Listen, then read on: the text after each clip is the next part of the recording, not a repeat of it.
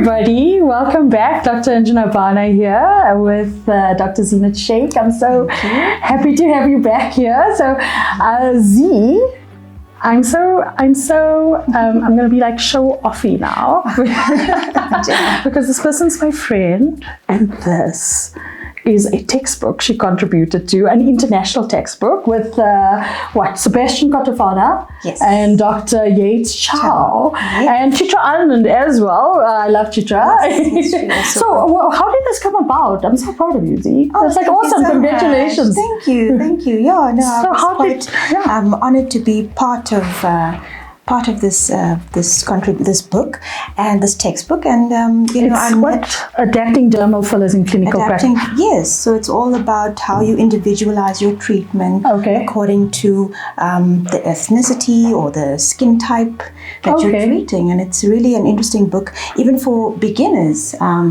Starting to inject fillers. Yes, it really gives them a nice background as well as then the diversity.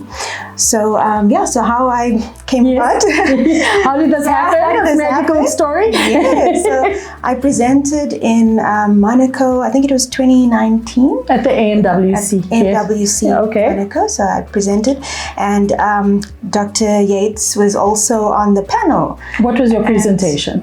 It was on selfie, the influence of the selfie generation on aesthetics. All right. Okay, interesting. Yes, I think it was just about beginning. Now there's a whole lot of other things, TikToks and Instagram and yes, many things. I can't keep up. But anyway, so then I met him, and then he told me that he will be creating this textbook, and then he invited me to contribute on the chapter for African, because I think I had presented previously on aesthetics in the African patient. Continent. Africa, the continent. Yes. Okay. So not just Nelspruit. She's from Nelspruit. Yes, so not a little part Nelspruit. Near to Kruger. Come visit. But so that's when, and that was back in 2020, actually, just before COVID. Oh yes. Pre-COVID time. Yes. I actually created the chapter. Okay, and then it's been released now in 2023, late last year. So we didn't know if it was going to come out back then, with the whole COVID and pandemic. So now it's finally here, and I'm very happy to share it with the aesthetic industry. Oh, thank you. So that's my copy. She signed it. It's got a nice message. So your chapter is called what? What's the name of your? So my chapter is adapting fillers in the African patient. So what if you can give us a couple? You guys have to buy the book though. But if there's any, as compared to the Caucasian patient, or what's so if you can give us a couple of insights into the article. So what's the main features, and like that one distinguishing or two distinguishing things that are different when you inject an African patient? Yeah, so there's a lot of social and preferences, cultural differences in what the patient actually wants to look like, what is attractive to them. Yes. So the way we taught is more generalized and a little bit more Caucasian based, From when we began, like in the previous video, I'm not going to say when we began, then you'll know how old we were. So So all the ratios, all the concepts were based mainly on like the typical European face. Exactly. So this is just to take into account those preferences and those cultural differences, because a slim face, and now I'm generalizing, but a slim face is not considered healthy necessarily in our Black African patients. Okay. So they want a fuller face, for example.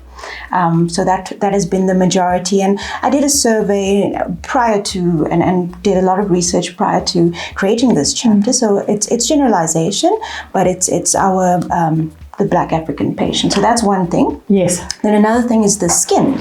The skin, you have to prepare the skin and also respect the skin and minimize the chance of post-inflammatory hyperpigmentation. So that's the biggest issue. That is the biggest issue, yes. And when patients present to me for their structural aesthetic needs, African patients, male and female, main areas of concern, under eye area and nasolabial folds. Is that consistent with what you've seen, or? Yes. Okay. Under eye, nasolabial, and then maybe mid-face submalar volumes. Oh yes. So not looking gaunt, because people don't want to be perceived as sick. Yes. Listen, I don't have this sort of immune deficiency illness. I do not want to be perceived as sick or having any sort of lipodystrophy. Yes, you are. Right. Yes, you're right. And then PIH, so post-inflammatory hyperpigmentation. So there's two things here. So obviously people don't want to come to you. They want to come to you looking great. This glow skin, radiant skin, all of that.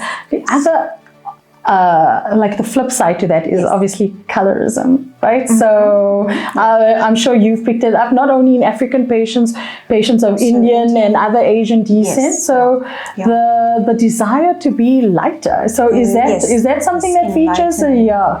Well, not really in this textbook, because it's more about the fillers. Yes. But yes, that is an aspect that we have to keep in mind when treating these patients because of their expectations. Okay. And we don't encourage skin lightening or bleaching. Every skin color is beautiful if it is even toned, healthy. Yes, that is the most important. And then these, the older patient may come to you, and I mean, there's a lot of younger African patients, female patients, that would come for their lips, which was something that wasn't a thing before, like to enhance shape and structure lips. And with men, we do a bit of lip neutralization here, so that is another thing that people love and are interested in, which is for me, I thought was a surprise initially.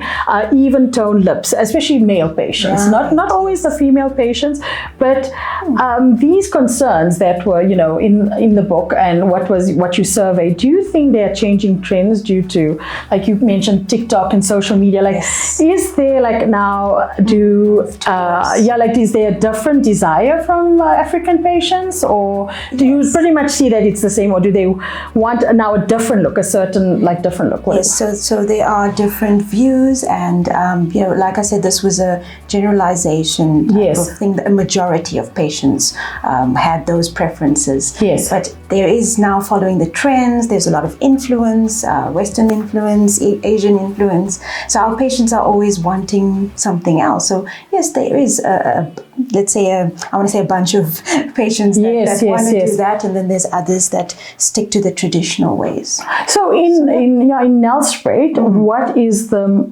majority sort of ethnic group that you would be seeing there?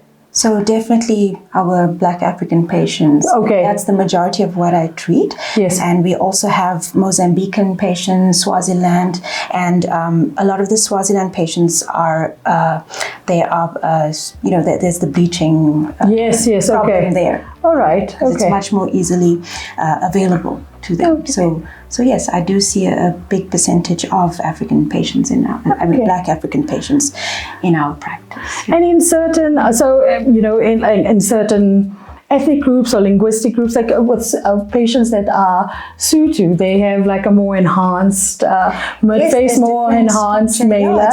So with that, besides the nasolabial, would like to enhance the cheekbone a little bit more than previously. And one of the other concerns that it's not a concern is temple. Never an issue for an African. It's not an issue that concerns them. It's a temple or loss of volume in the temple. No. But I think with the whole gaunt and sick appearance, now they are starting to look at that and understand it. And I think it's all about speaking to your patient, listening to your patient before just going in and injecting. You need to understand their background, where they're coming from, what do they expect, and that's the whole thing, individualizing your treatment. And are nose fillers still a thing? Still, but not as much as before. It was a few years ago. pre-COVID that it was a thing to have this aquiline nose, but I must say, and I'm glad for it actually, that demand has kind of reduced a little bit. And this, okay, diversity in aesthetics. What does it mean to you? What does that actually mean?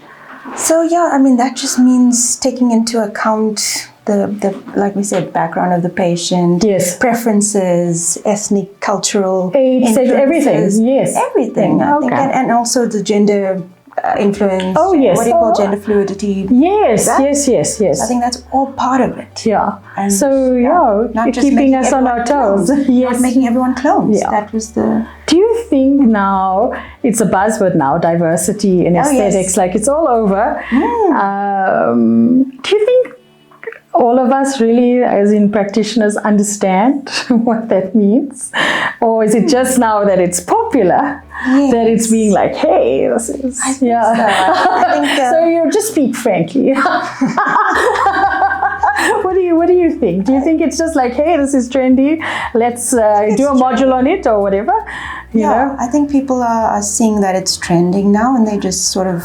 On the bandwagon. And, yes. But it's always been a thing. It's always been around. If you just listen to your patients, which we've been doing all this time. Yes. So no cookie cutter approach, but that's okay. Okay, thanks, C, but congrats. I'm so happy for you. I can't wait to read I'm going to go to your chapter first and then I'll read the rest of the book. Yes, thank you.